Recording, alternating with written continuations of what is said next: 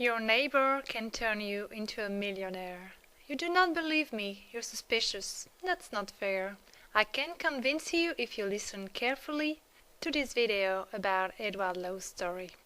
Born in 1920 in St. Paul, USA, Edward Lowe is an American inventor who became rich thanks to a good flair for commerce, a cold winter, and an embarrassed neighbor. Edward grows up in Caspolis, Michigan, in an humble family and in a house with no washroom in it. Keep this detail in mind. Lowe joins the Navy in 1941 because of the World War II, not to pay tribute to his famous homonymus. Back in the USA, Edward works with his father. He sells ice and coal and industrial absorbents. On a cold day of January 1947, Kay Draper, Lowe's neighbor, has to deal with a litter issue. She's usually using sand, but it is frozen, and Mrs. Draper doesn't want to let the cat out. At this time, several materials are used as cat litter: sand, sawdust, newspaper, or ashes. They don't absorb odors, and they are spread all over the house by the cats, so these pets are not welcome inside. Let's get back to Lowe and his neighbor, and remember that Edward is selling industrial absorbents. By chance, he has a bag of fuller's earth in his trunk, a clay that can absorb odors and its weight in water.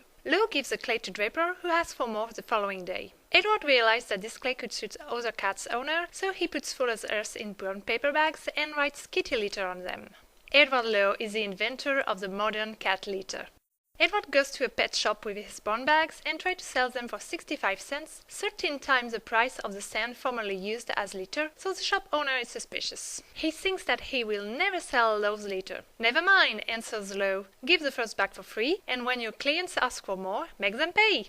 And it works. Kitty litter quickly spreads in Michigan's pet shop and then conquers the USA. To promote his product, Edward tours in cat shows and cleans thousands of cat boxes to have the right to show his litter. He creates his own company, Edward Lowe Industries, and launches Tidy Cat, a brand for the supermarket, in 1944. There is a money-back guarantee voucher in every bag, and this coupon is rarely sent by the customers. To maintain his position on the litter market, Lowe creates a research laboratory and works with 120 cats and a team of professional sniff testers. Together, they test a new product upon their absorbency and their granularity.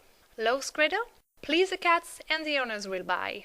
And the Felix Catus lovers are more and more numerous. The cats became more popular than the dogs in the 80s. At the same period, Edward Lowe Industries faces some difficulties before it financially recovers in the 90s.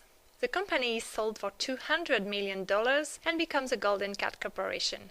Lowe runs the company till he retires. Edward Lowe built a huge business from nothing, and he allowed the cats to live inside our houses and to satisfy their needs, while he had to pee at the back of his garden when he was a child. And Edward left more than the cat litter. He created the Edward Lowe Foundation for the preservation of endangered species. He also wrote a play, 100 of short stories, and thousands of poems. And Paul Ford seriously thinks that Lowe contributed to the internet cat culture. I let you open the debate.